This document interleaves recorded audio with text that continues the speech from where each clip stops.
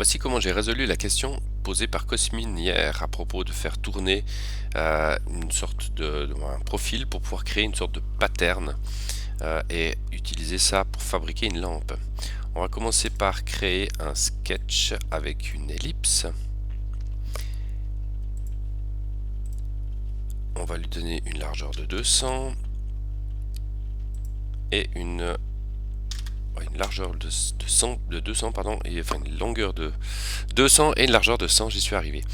Ici j'ai besoin de créer une ligne droite qui va partir du centre et qui va aller vraiment dans l'axe vertical. Alors pour ceci je dois absolument cocher la case ici 3D Sketch dans les options de la palette de sketch. Donc il me faut une ligne. Je vais me mettre avec une vue comme ceci en essayant de choper, peut-être qu'en me mettant un petit peu plus en bas, je vais essayer de choper la verticale. Ça c'est pas évident à faire, je dois dire. Peut-être que si je pars depuis en bas tout droit, tout en bas, il va deviner que je veux aller en verticale, mais je vous avoue que c'est quelque chose qui est pas évident à choper. Alors je vais pétouiller un petit moment, mais je vais y arriver. J'y suis arrivé juste avant, il n'y a pas de raison. Ah, là il l'a chopé, il a réussi à la prendre, et en effet il a chopé donc l'axe bleu.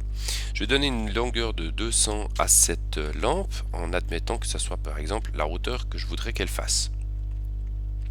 J'ai fini pour cette étape, je peux finir le sketch et je me retrouve vraiment avec cette ligne qui est surprenante parce qu'elle s'éloigne du plan du dessin. J'ai besoin maintenant d'un ressort que je vais poser là-dessus. Je vais l'accrocher au centre, ici je le fais suffisamment grand et là il est assez énorme d'ailleurs. Ici je vais pouvoir régler quelques options pour ceci. Alors Revolution and Height, ça c'est donc la révolution et la hauteur, le nombre de tours et la hauteur qu'il fait. Alors ici le nombre de tours, moi j'en veux qu'un seul. La hauteur, on voudrait une lampe qui fasse 200 sauf erreur, donc je vais mettre 200. Ici il nous faut absolument une section triangulaire et ici on va lui donner une section arbitrairement de 4, tiens de 10, histoire qu'on voit un tout petit peu mieux ce qu'on fait. Donc je dis qu'il faut une section triangulaire parce que ça va nous créer une ligne ici que je vais pouvoir utiliser, une arête si vous préférez, dans ce ressort. Donc là j'ai créé le nouveau ressort. Donc maintenant j'ai tous les outils qui me permettent de créer le sweep. Alors on va créer ce sweep. Sweep, c'est donc une fonction qui permet de prendre un profil et de le faire suivre un chemin.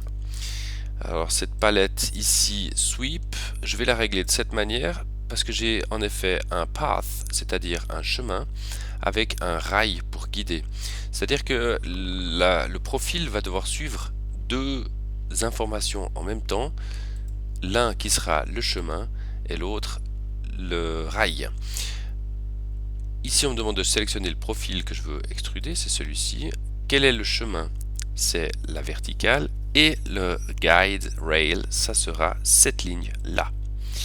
L'ordinateur est donc capable d'extruder tout ceci en suivant le chemin, c'est-à-dire qu'il va suivre l'axe et il va suivre le rail en colimaçon.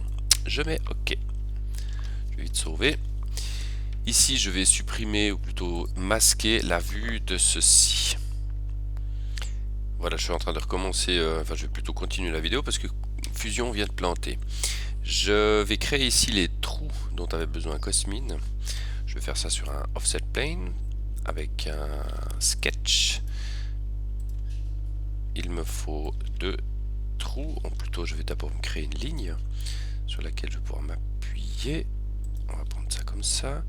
On va transformer ça en ligne de construction. Une deuxième ligne qui me servira ici de miroir, que je passe aussi en construction un cercle que je vais mettre par exemple ici, un cercle de 10, et je vais demander de créer un miroir avec cet objet en utilisant cette ligne là.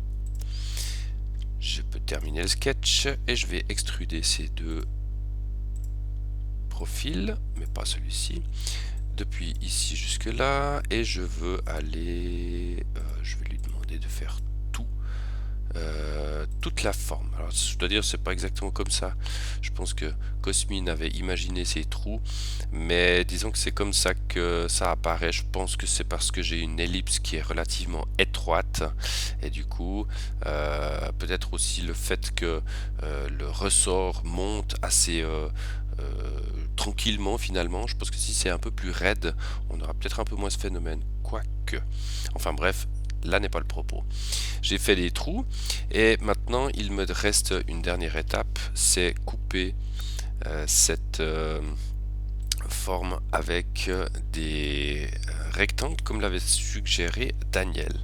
Donc ici je me suis mis un sketch qui passe exactement finalement par le milieu de ma figure. Je vais dessiner une série de rectangles tout simples comme ceci. Admettons que Cosmin veuille des éléments qui soient séparés par 10 mm. Je les mets comme ceci et ceci je vais devoir en fait peut-être projeter rapidement cette ligne. Je le mets comme ceci et je pourrais régler la distance de ceci jusqu'à cette ligne à l'épaisseur de son carton, par exemple 6 mm.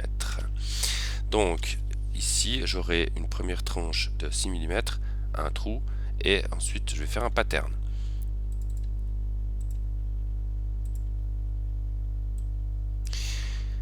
On a dit que les tranches de ce pattern seraient espacées de... Alors je vois, il faut du spacing. On va dire des distances de 10 mm, sauf erreur. Donc 10 mm d'espace. Alors là, il faut que je fasse un petit calcul. Si je prends 10 mm, ah ben non, ce sera moins 20. Et plus exactement, en fait, moins 16, très exactement, puisque si on a du carton de 6 mm, il faut écrire 16. Pour le nombre, on va mettre quelque chose comme 20. Oh là, j'en ai beaucoup trop. Qu'est-ce que je vais mettre alors? On va mettre, allez, un petit 15. Histoire que, ou même, allez, soyons fous, 13. Je vais mettre OK pour ceci.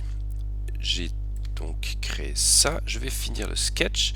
Je veux extruder maintenant des profils et je vais demander de faire ça en symétrique. Je veux ça, ça, ça.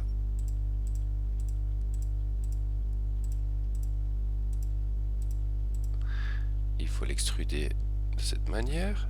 Il le fait de manière symétrique et donc c'est bien un cut que je veux et je mets OK. Et voilà, je me retrouve avec donc ma série d'ellipses qui ont donc tourné. Alors c'est bien sûr pas tout à fait juste parce que normalement ça se fabrique avec du carton, donc ces bords seront verticaux, mais au moins je peux récupérer chacun des sketchs de cette manière. Voilà, c'est fini.